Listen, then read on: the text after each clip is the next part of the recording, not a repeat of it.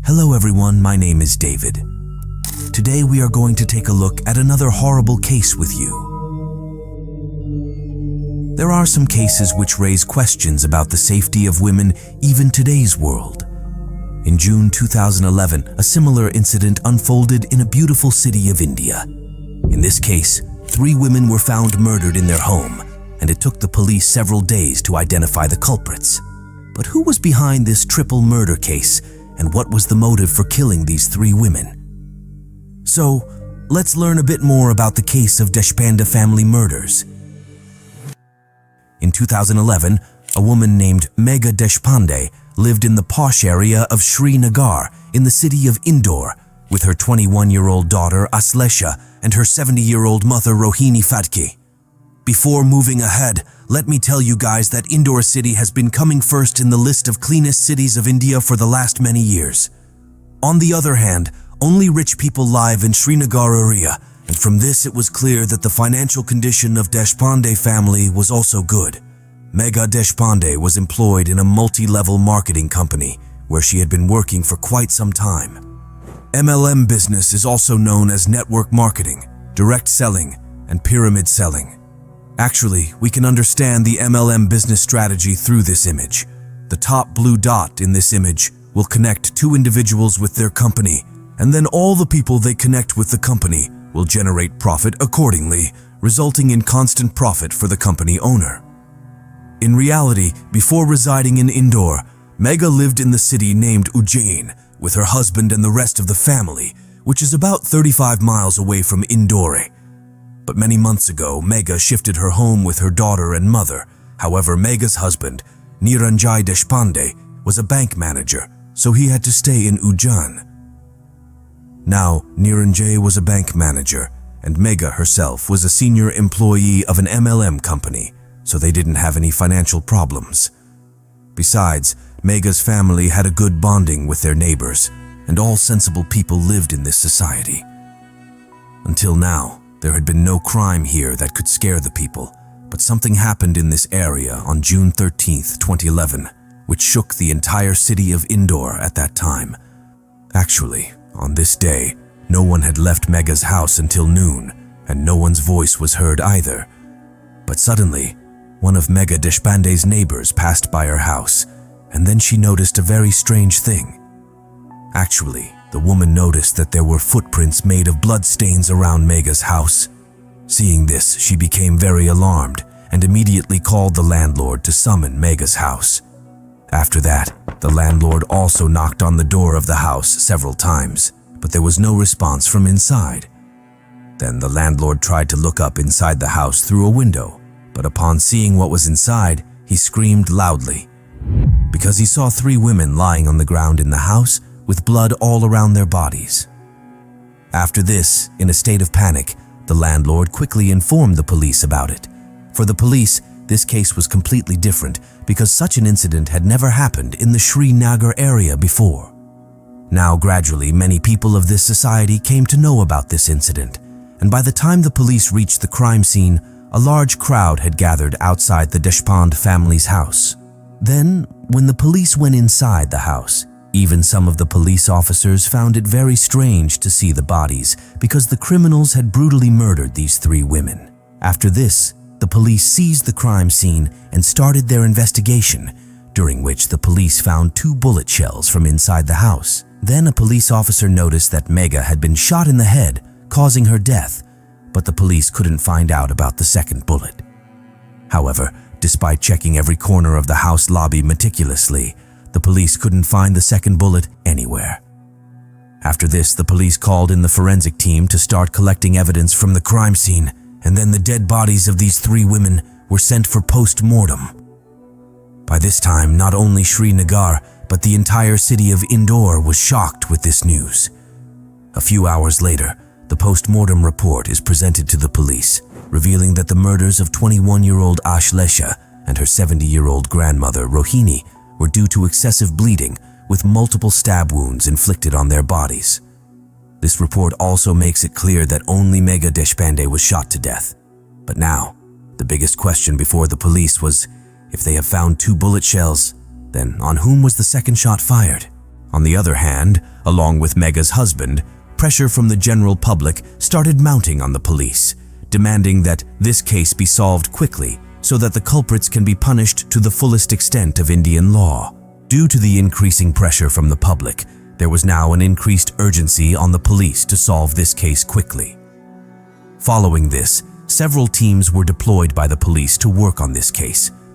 One team checked the call detail records of all 3 victims, while another team took on the responsibility of rechecking the forensic evidence. Initially, the police learned that at the crime scene, along with Mega, Ashlesha, and Rohini, there was also blood of another person, and the police were aware that it could only be a man. After this, the police picked up all the small to big criminals of the surrounding area and interrogated them too. In the meantime, the police registered a case of robbery and murder because it seemed as if theft had also occurred from the Deshpande family's home. Subsequently, it was discovered from call details that calls were repeatedly made to Mega's phone from a 1 number, and Mega also talked on the phone for quite a long time with this number.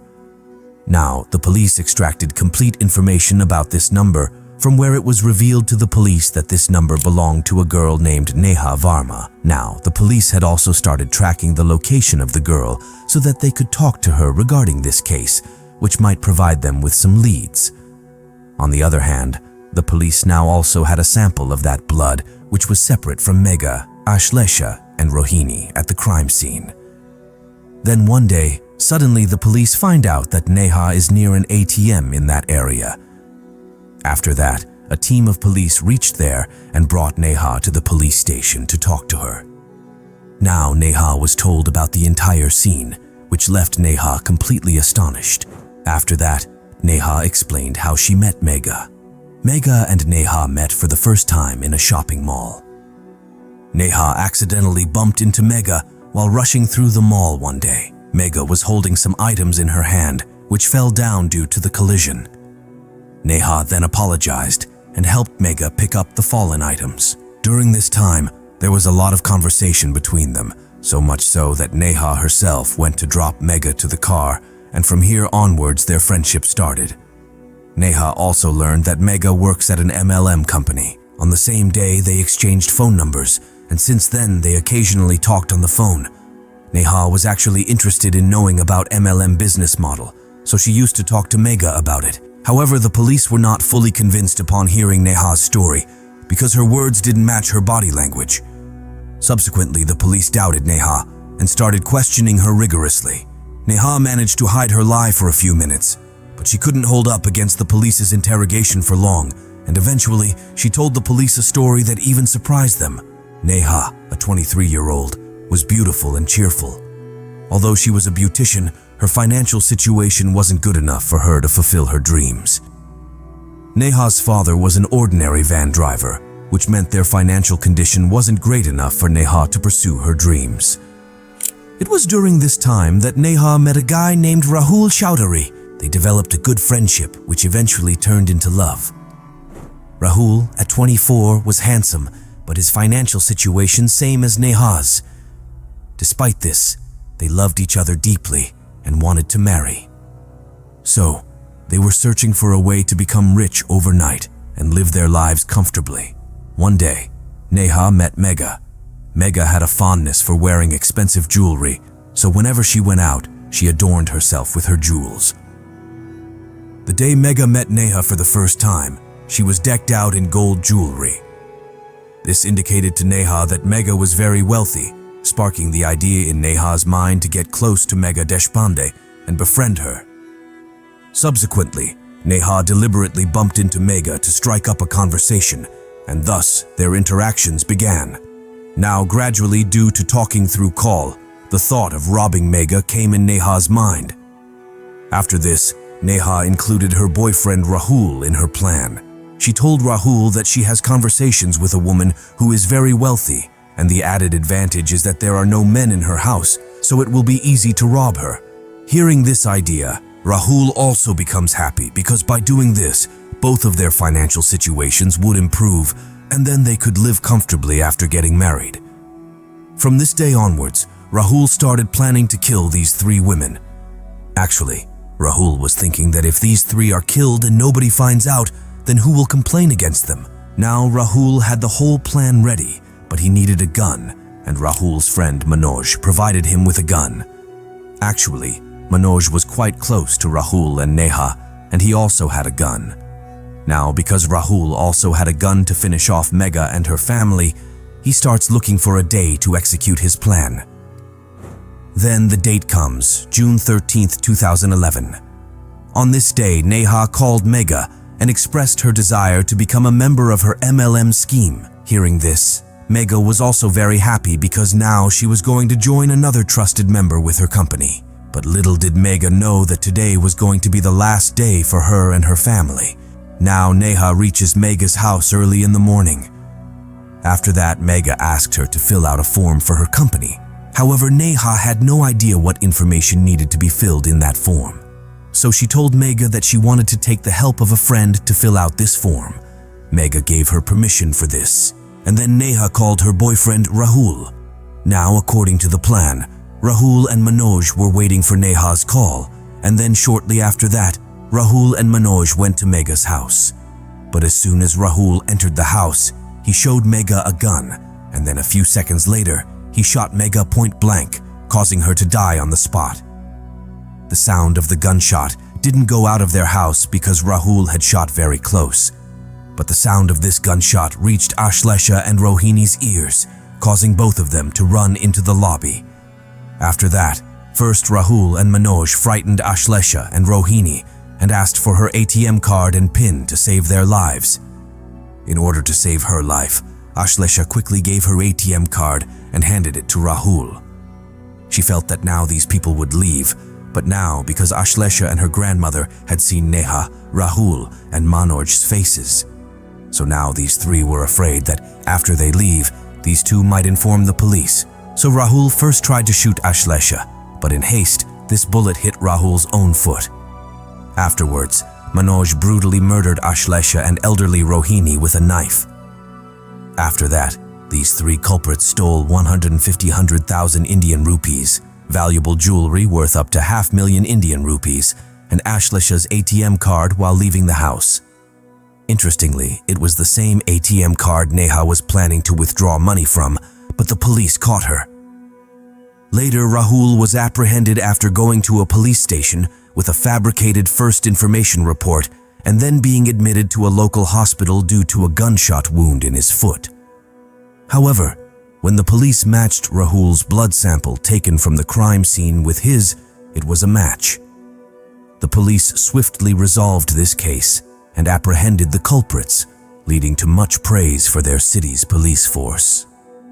Subsequently, this case lingered in court for a considerable period, but ultimately, in December 2013, the district court sentenced these three culprits to death by hanging. These murderers had wiped out the entire lineage of the Deshpande family by killing women from 3 different generations, hence categorizing this case as rarest of the rare. Additionally, the police recovered blood-stained clothes, knives, and jewelry from these culprits. Neha Verma is currently incarcerated in the Indore Central Jail, where she is teaching a beauty parlor course to other female inmates. Alongside this, it should also be noted that this was the first time that the Indore District Court had pronounced capital punishment for a woman. However, Megha's husband, Niranjay Deshpande, expressed satisfaction with the court's decision and said, "I had full confidence in the judiciary and the police did a great job. The aspiration to become rich overnight turned an ordinary girl and boy into criminals. Just imagine if these criminals fled to another country after killing and stealing money, they might never have been caught. But on the other hand, if Megha hadn't worn her valuable jewelry to the mall that day and hadn't trusted a random person, perhaps her family would still be alive today. One lesson to be learned from this is that we shouldn't develop such strong friendships with any stranger in just a few days that we start inviting them home. Additionally, if you want to recommend any Indian case for us to make a detailed video on, you can write the name of that case in the comment section. Friends, I have a small request for you. I want to let you know that behind the David True Crime channel, There is a team of 5 people who work hard to bring you the best quality content through thorough research. If you appreciate our efforts, you can support us according to your preference by visiting the link provided in the description. Your small support will motivate us to work effectively on the channel. Thank you. So with that, the gruesome murder case of Deshpande family comes to an end right here. If you appreciate our efforts, like and share this video. If you haven't subscribed, do so now. Thank you.